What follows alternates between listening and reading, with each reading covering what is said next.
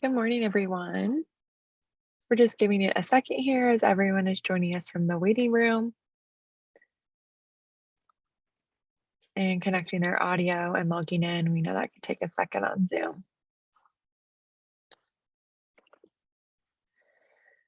All right, well, good morning, everyone. Thank you for attending today's Autism Training and Technical Assistance Project monthly webinar. Today, we're going to be discussing Autism Goes to College and how to find your best match. I'm joined by my two colleagues today, my director, Amy Julian, who will be presenting in collaboration with my colleague, Brittany Boston, and they're going to introduce themselves in a second. But my name is Kirsten Bayer, and we all three are from the Illinois Center for Specialized Professional Support at Illinois State University. I will be your moderator and technical support today, so feel free to reach out to me via the chat or via email. I'll put my email in the chat momentarily here. If you have any technical issues during today's session or have any follow-up information regarding today's session that you would like access to, I can be of assistance to you for that. A couple of housekeeping things before we get started. We are on the Zoom webinar platform, so you do not have the ability to mute yourselves, but we do have closed captioning available, and you do have the ability to raise your hand and participate in the chat. We will have some time for question and answers, so we will have some time for that collaboration as well, but feel free to put any comments, questions, or concerns in the chat or the Q&A, and we will address those as needed. And then this session is being recorded, and today's recording and slide deck and any resources provided to you will be up on our Autism College and Career website. We'll put that in the chat momentarily as well, where you can access this information. All the information from today will also be sent out to you tomorrow via follow-up email, along with a follow-up survey. So if you have 5 minutes out of your workday, we would appreciate any feedback you can provide us about this session, past sessions, or if you have an interest in any topics for upcoming sessions that we can provide the system. And we also have closed captioning on today, so feel free to turn that on for accessibility reasons or note-taking purposes. We always have that turned on for the system today. So a little bit about ADA and who we are and what we do. So the Autism Training and Technical Assistance Project, or ADA, develops and presents resources that assist individuals with autism in their transition from secondary education to post-secondary or employment into the workforce. And ADA provides training and support to important stakeholders across the system as we work to provide equitable experiences for those individuals on the spectrum. And with that, I believe, I'm going to cover this one too. And so who we are ICSPS. Yes, it is the longest acronym, and you will probably never remember it. I've been here for 2 years now, and I still have sometimes I still stumble over the letters, right? But we are the Illinois Center for Specialized Professional Support, and we create support and deliver PD, or professional development, for education professionals across the state of Illinois. We provide technical assistance, we develop publications, we do research, facilitate programs, and improvement strategies for all of our partners, specifically related to recruitment, college transition, retention, and completion. And we have been around since 1977, and we're housed within Illinois State University in the EAF, or Educational Administration and Foundations Department within the College of Education. So it is quite a mouthful, but we are reputable. And so this is the website. We're going to put that in the chat momentarily for you, so you can have that direct hyperlink. But this is the website where you can reach everything about ADA. It is sponsored by ISB as well. And so we work in collaboration with them on this ADA grant and project. And so I'm going to hand it off to, well, just kidding. I don't know why I keep thinking I'm going to hand it off. Just kidding. Still me.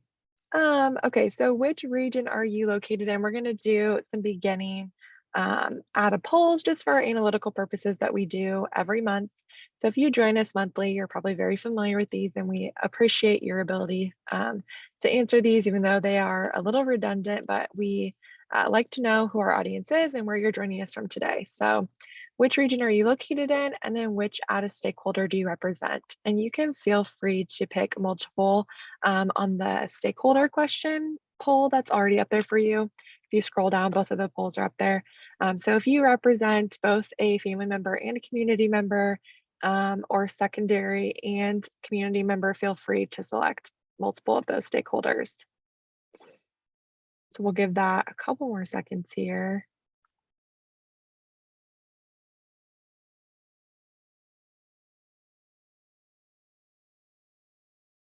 Okay, it looks like everybody has answered mostly. So I'm going to end that poll, share the results. We can just debrief on it. Most of you are joining us from up north in the state. So thank you. Welcome to all of you. I hope you're staying warm up there. I know it's getting chillier here already in central Illinois.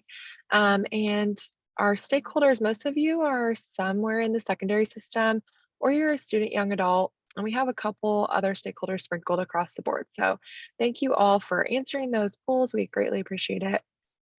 And now I believe I'm going to hand it off to my colleagues today to start the presentation.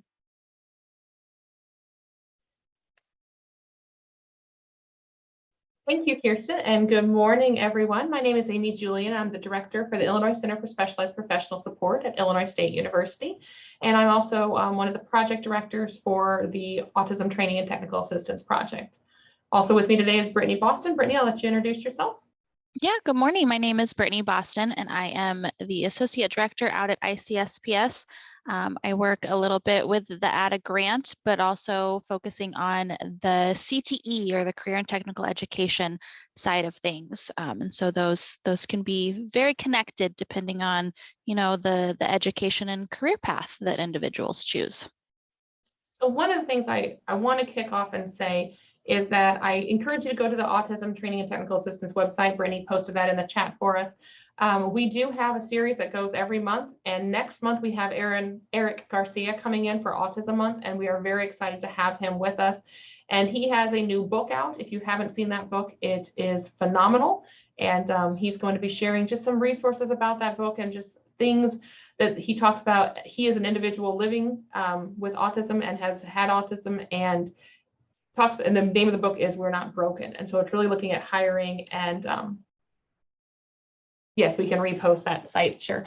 Looking at ways in which you can empower individuals on the spectrum.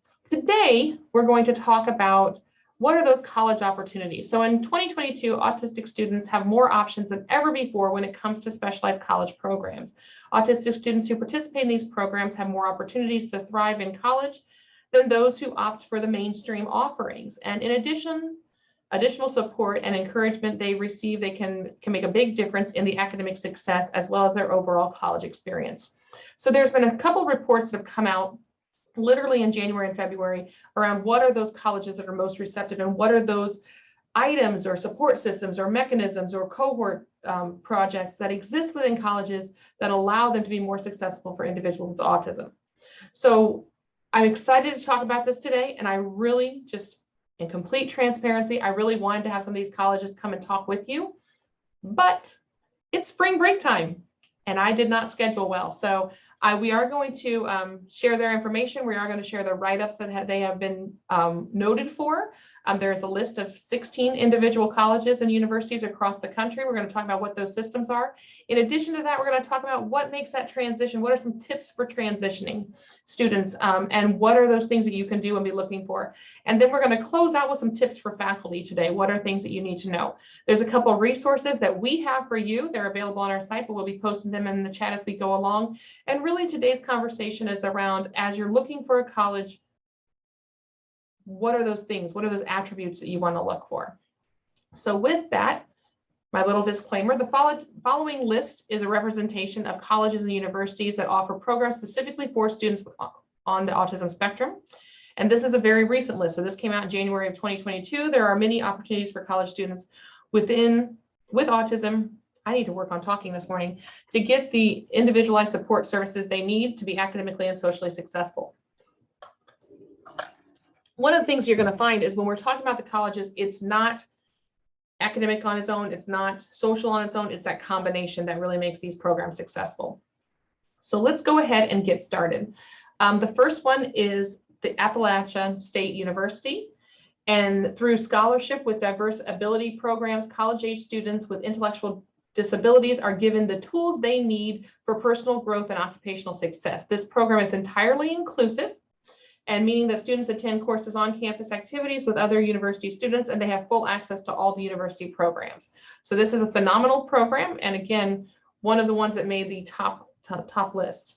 The number 2 on the list is Nova Southeastern University, and it has an Access Plus program, and it is a college-supported program with students with autism attending Nova Southeastern University. The program provides services that support academic achievement, independent living skills, and engagement with events on campus, daily study halls or study sessions, weekly psychoeducational groups. So those support groups that when we talk about transitioning, that is something that's so important, is having those support groups in place.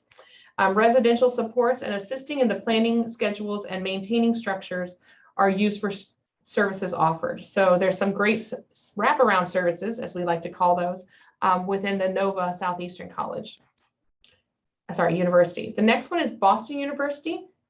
And at Boston University, they have the Strategic Education Service Program, and it provides individualized practical assistance for students with attentional developmental disabilities. And through weekly one-on-one sessions, students develop skills focused on time management, planning, organization, study, test taking, self-advocacy, interpersonal skills, and additional reasonable accommodations and supports are agreed upon, and referrals are made to other resources on campus.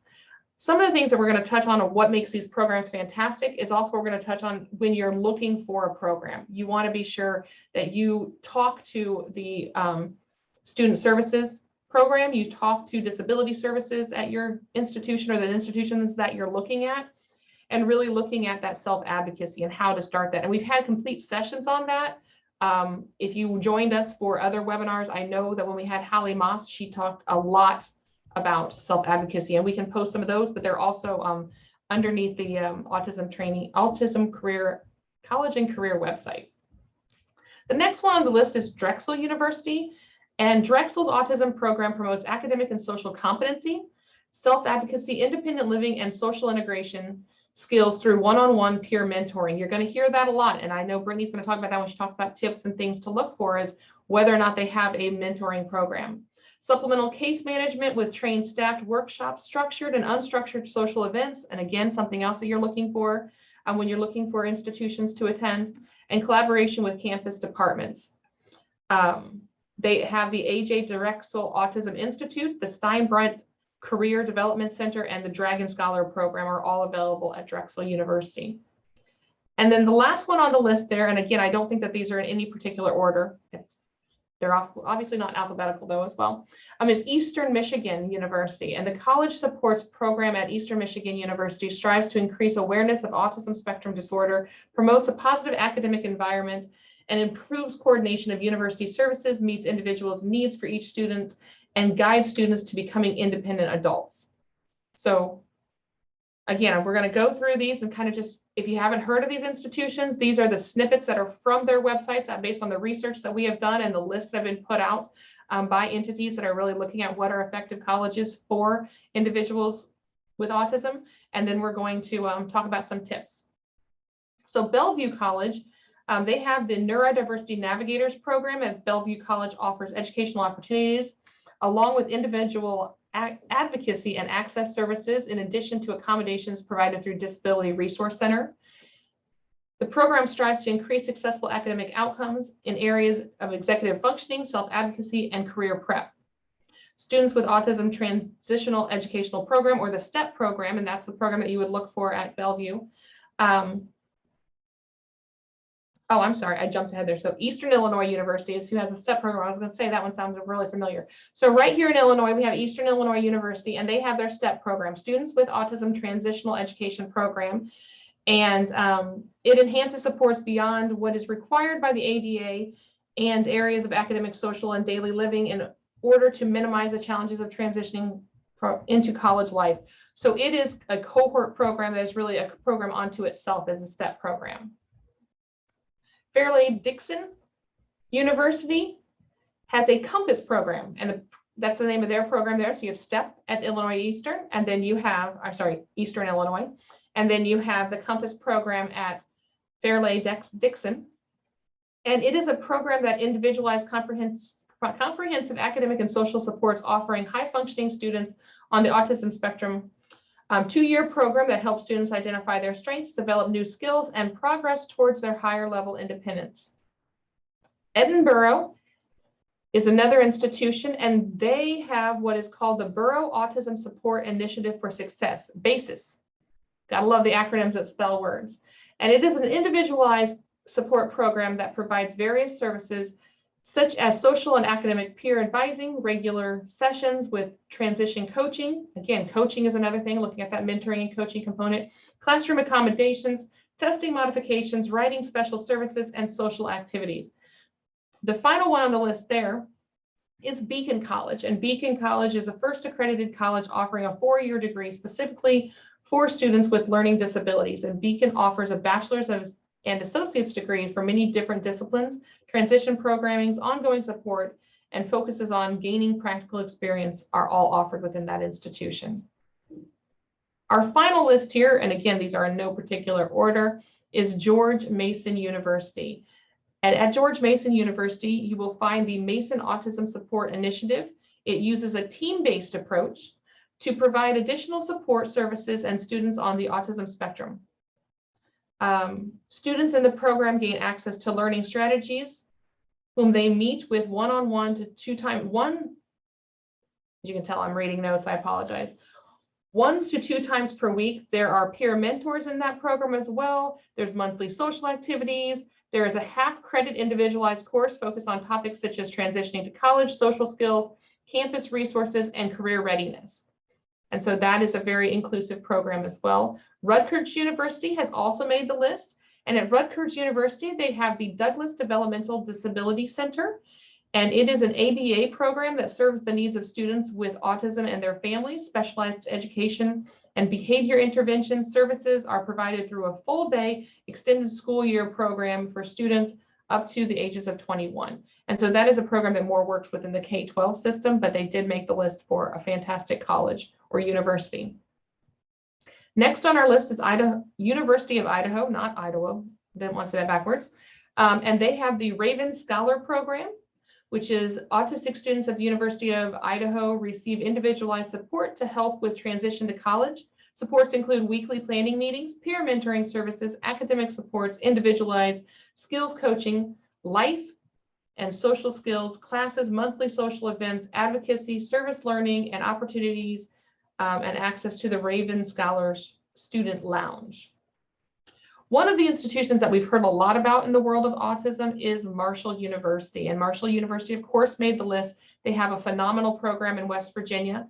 It is called the West Virginia Autism Training Center at Marshall University, and it offers college programs that provide personalized assistance to students with autism so they can achieve their academic and personal goals. The goal of the center is to help students pursue quality of life the quality of life that they envision. Marshall is a fantastic program, and I know that when we have worked with the Autism Training and Technical Assistance Project, it is one of the universities that we work with readily to develop our materials and to vet our materials through. Fantastic program there.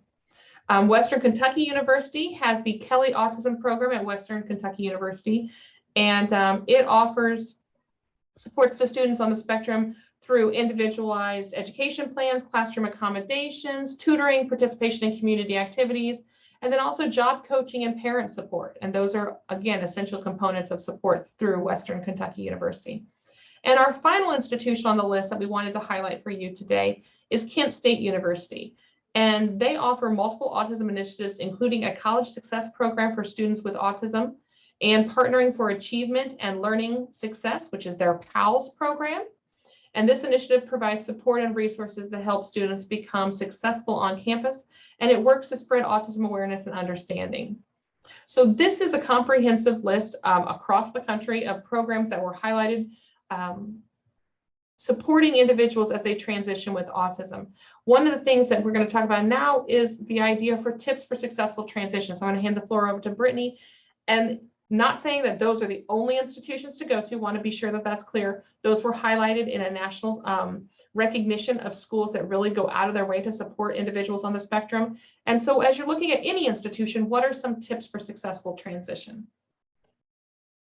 Thank you, Amy. So we're going to dive a bit deeper into either you yourself as a potential student or if you are a parent of a potential student and want to have this toolkit in your toolbox, or if you're a secondary teacher and want to be able to advise your students that are looking to go into the post-secondary system as to what to look for those colleges. I'm going to put in the chat a document that we have. It's called Support Changes from High School to College, because that's one of the key things when you have a student who is moving from the secondary system into the post-secondary system. There is a shift, right, when it comes to that expectation of independence, of self-advocacy, moving from high school into whether it's a community college, a university, into that post-secondary world. They are expected to develop those self-advocacy skills and be able to advocate for themselves when it comes to accommodations and their needs and so on and so forth. And so we're going to dive a little bit deeper into how to have those conversations, what to look for, what to ask. So the first here on our list is reaching out to the college's disabilities services office. That, as a student on the spectrum, is going to be your hub, right? That's going to be the individuals that you're going to talk to when it comes to receiving accommodations. You want that to be sort of your first line of communications, because the individuals that work in that office are going to be able to provide you with the supports and services and accommodations that you need, or reach out within the community where that college is located to get those additional supports and services. So you want to make sure that you are asking about the Disability Services Office, what that looks like, who the contact is out there, what kind of accommodations they're able to provide, and being in communication with them. We also strongly encourage you, whether you are a potential student, a parent of a potential student, an instructor, a teacher, so on and so forth, become familiar with ADA, that Americans with Disabilities Act, because that is going to give you all of the information that you need when it comes to laws and regulations about what what accommodations you're allowed to have, right? Whether it's more time to get to class, whether it's note takers in the class, alternative testing locations. The ADA will list everything out there for you, so you are able to talk the talk, so to speak, when it comes to your rights as a student, and as an individual with a disability. So we'll move on to the next one. So more tips for a successful transition, and you'll see a theme along here. We talk a lot about self-advocating, how to have those conversations when it comes to receiving your accommodations, disclosing your disability. So when we're looking at colleges, especially colleges that have on-campus housing, making sure you're reaching out to your resident directors or resident advisors, and so that they are aware that and understand the needs of students with ASD, maybe lacking in those social skills, or if they need special living accommodations. That's going to be your main contact there. And that's also something to ask when you are, kind of investigating potential colleges, right? What does the living environment look like? Do you have on-campus housing?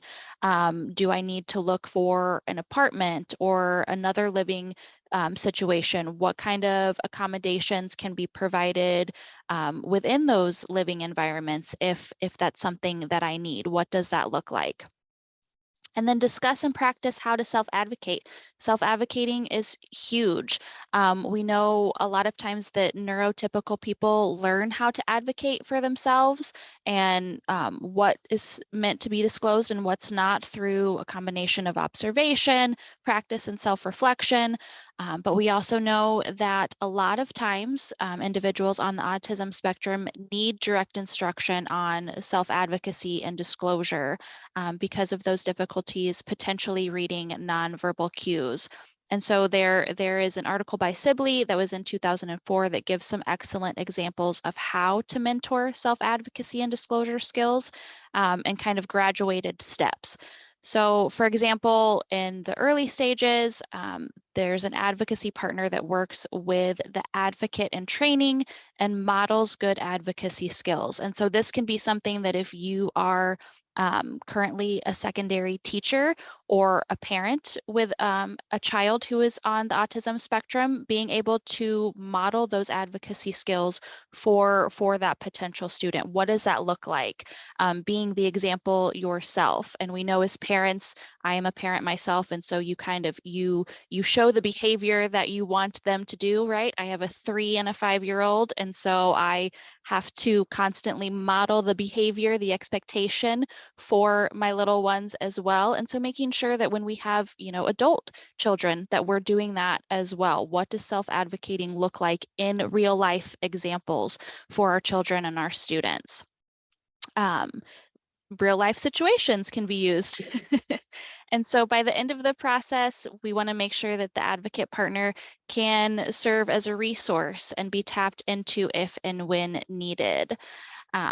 And so again, that self-advocacy for those students and discussing and practicing disclosure strategies. Again, what does that look like? When is the appropriate time to disclose my disability? How do I have that conversation? What's the language and terms and words that I use to make sure that I am disclosing all of my needs and accommodations that I require in order to be successful, not only in an academic environment, but in my living environment as well.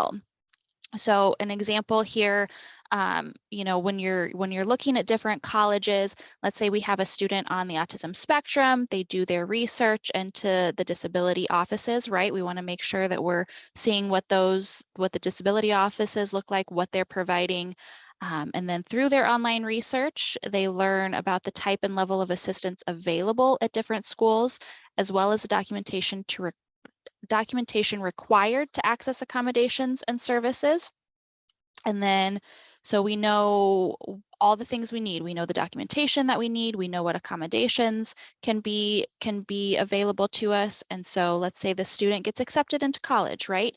So she immediately makes an appointment with the college disability counselor so that she can disclose her disability and make arrangements. She then supplies the required documentation. So that could be, a copy of her neuropsychological examination or whatever other documentation that the college may require. Additionally, she mentions the academic accommodations that were helpful to her in high school and inquires if the college offers similar assistance. The student can then lay this groundwork, is well on her way towards receiving those needed accommodations. So she was able to have that conversation, do her research, and then say, okay, here's my expectations, and here's what I need in order to be successful. Can you assist in that process? And so we're talking about accommodations.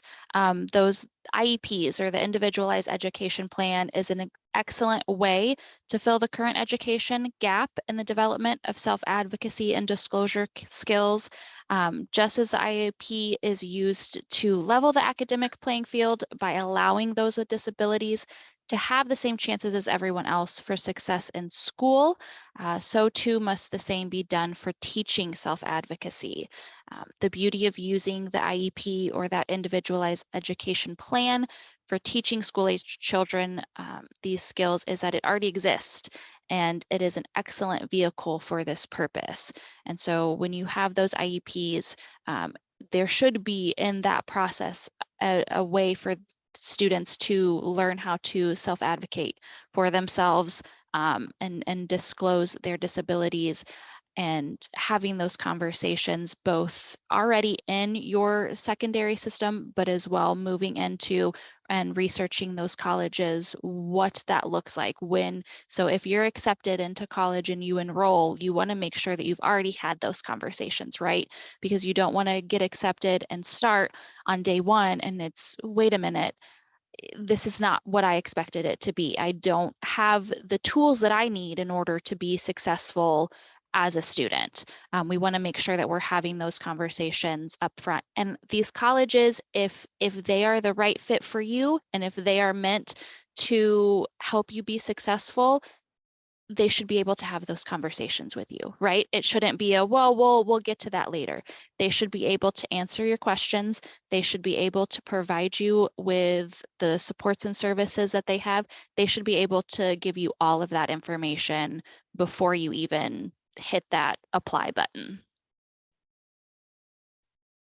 And Brittany, and I'll transition this over, but Brittany, as if you haven't seen the sessions that were done by Hallie Moss on going to college and talking about the conversations, not only with the recruitment office and with student services, but also with your roommate and with your RA, those are some fantastic conversations that you need to have.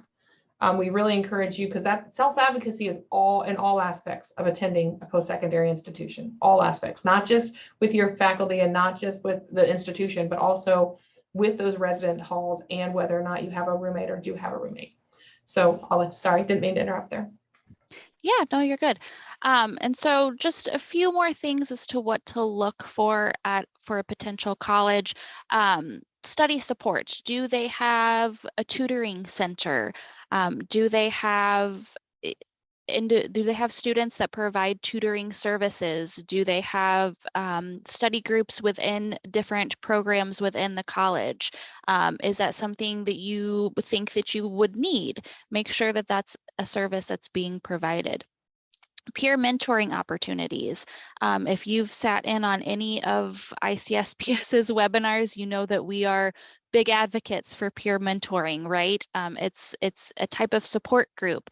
Now, whether that is a mentoring support group for individuals on the spectrum, whether that's a mixed population of individuals, whatever it is that you think that you need in order to assist you in being successful, making sure that they have those options, right, available to have those conversations with your peers, whether it's academic or social, having that support system can be very helpful. Individual and group counseling, if that's something that you feel would be successful, again, whether it's for mental health services, whether it's for disabilities, whether it's for academic purposes, do they have that as a service that they provide for counseling?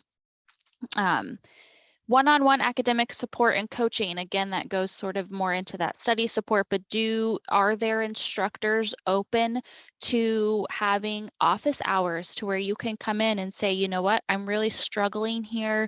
Can we meet for 30 to 45 minutes to take a little bit deeper dive into this, to where I can really hone in and focus with you here with me? Do you have a coaching model? Are they open to that extra added support? And again, those are questions you can ask when you're applying. Reach out to an academic advisor and ask those questions. How much time do the instructors take to have one-on-one with their students? Do they provide office hours outside of the classroom? What does that look like? Does the college offer planned social events? Do they have a homecoming? Do they have other events and activities outside of just the academic portion of the day? Is that something that you are interested in participating in, and asking questions along those lines as well? And then career guidance. I know when I went into college, I thought I knew exactly what I wanted to do and what my career goal was. And I got a bachelor's in psychology, and I'm here doing this. And I love it, but it's not exactly where I thought my career path was taking me. So do they offer some career exploration opportunities? Had you been doing that in high school? Do you know exactly what you want to go into? And then having them kind of dive deeper into the different elements of agriculture or welding or whatever it is that you're choosing, the path that you're choosing to go into. Do they have those supports to assist you when it comes to either A, making that choice as to what your career future looks like, or B, helping you fulfill that?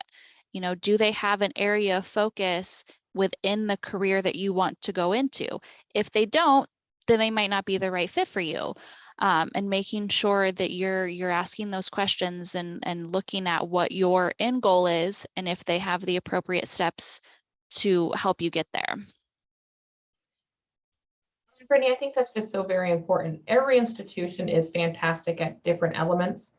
And what the challenge for any student, but especially students who are autistic, is that idea of finding the fit that works best for you. Finding the college, the program, the institution that works best for you. And that is just so very important. So ask those questions, advocate for your student, advocate, if you're a student, advocate for yourself, and get the answers that you want. And if they can't provide you those answers, maybe they don't have that, because not all higher education is created equally. I mean, every institution that I've worked with has some kind of specialization. And I know that when I talk with students, it's like, oh, I want to go into this. Oh, have you looked at this institution? So that's why this was so fun and important for us to give to you. So if you are looking at going to institutions, what are those areas that, or the colleges that are best supported for students on the spectrum? So some tips for faculty, if we have faculty in our audience. There is a resource that I believe we're going to post in the chat there, but just some tips there. So break large assignments into smaller units to be turned in separately. I want to tell you, so these are tips for faculty, again, specifically designed by this program, but at the same time, these are also tips that help all of your students. And that's one of the beautiful things about the tips and tricks and strategies that we share. Provide direct feedback and set clear boundaries, provide examples, provide ample response time for questions. So allow them time to digest and then respond to those questions. Provide a predictable routine. Let all your students know what your routine is going to be. Consider allowing use of technology or laptops for in-classroom work and note taking. Allow extra transition time if that's needed. Help with organizational supports, color coding, binders, and folders.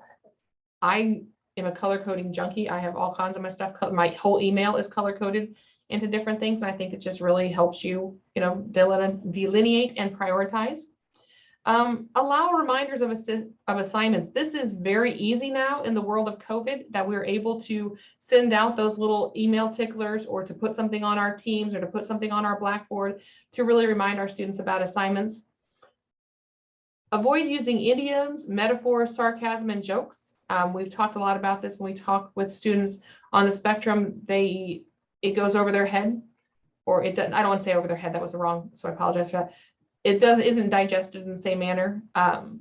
So it is something that we want to be aware of as faculty. Consider assigning group roles, and then supplement oral instruction with visual written instruction paired with graphics. Again, all of these tips will help all of our students. Professors often don't know how to support students with autism. Some professors might be scared or intimidated by students with ASD. Others may be influenced by stereotypes in the media. Most important thing a professor can do is accept the student with ASD are different, and that they will require some special accommodations. This means honoring our accommodations and taking time to work with us, or work with our students and the Disability Services Office. And if you do that, you're going to have a successful time.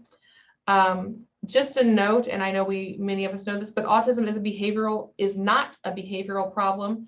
People with autism are wired differently. So for example, some students may ask a question in class and then ask the same question again a few minutes later. As a professor, we encourage you not to get annoyed with this, but sometimes individuals need to hear the same thing twice or more than one time within the area. So those are some tips for faculty. Brittany has posted that resource in there. And I do just want to thank you for your time today. And if there's any questions, you can post those in the chat. And then I want to do a little marketing plug for what's coming up.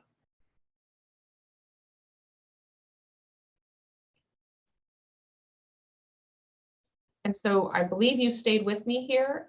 This is our website. So if you haven't been to our website, we do encourage you to visit us on the web. And then the monthly webinar series there. And if you're interested, we have We're Not Broken, Changing the Autism Conversation. It's April 12th. We'll be we have invited Eric Garcia. We're excited to have him with us. And then in May, we're talking about coaching models for students with disabilities. And that is being led by a faculty here at ISU, talking about coaching models and looking at all disabilities, but definitely focusing on autism.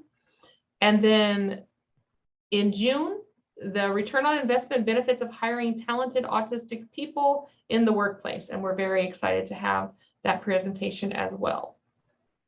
And then in July, we're looking at culturally responsive pedagogy and advocacy for individuals with disabilities. So we have quite a bit coming up for you. Very excited to have those webinars. If you have any questions on those or need to register, you just click and go, and those are all Zoom links. Everything is recorded, and you can come back and watch it or share it out at another time. And again, if you haven't seen, I want to also show you this. If you didn't see us last month, it was neurodivergent employees embracing and valuing autistic people in the workplace. It was a phenomenal webinar. Talking with individuals who challenges they've had, struggles they've had, how they've overcome. It's been fantastic. And then we had a session on ADA and A+, which is quality indicators that should be in the classrooms. So some fun work going on there for the K-12 system. And then Autism University, yet lessons beyond the classroom. That is the session that I've been referencing a couple times, which was Hallie Moss. But there's quite a few on here, so I'm scrolling down so you can see. I really encourage you to check these out. You'll have a lot of fun learning about those, and we encourage you to register with us. I am seeing some great comments, but I am not seeing questions.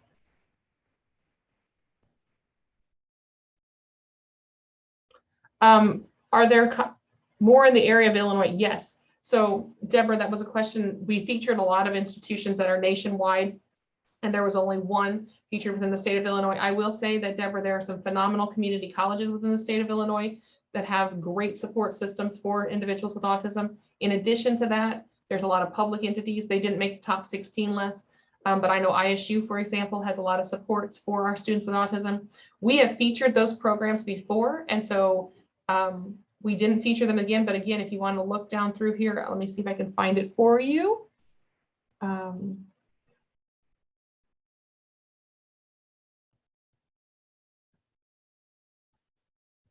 Transitioning to post-secondary education was last February. And so we had, we featured 3 community colleges, and I believe ISU was featured on that webinar as well. So to answer that question, that's kind of why we did the national trend this year, because last year we did the local application. Yes, we can share that again. Any other questions, comments? Again, I encourage you to register and join us next month.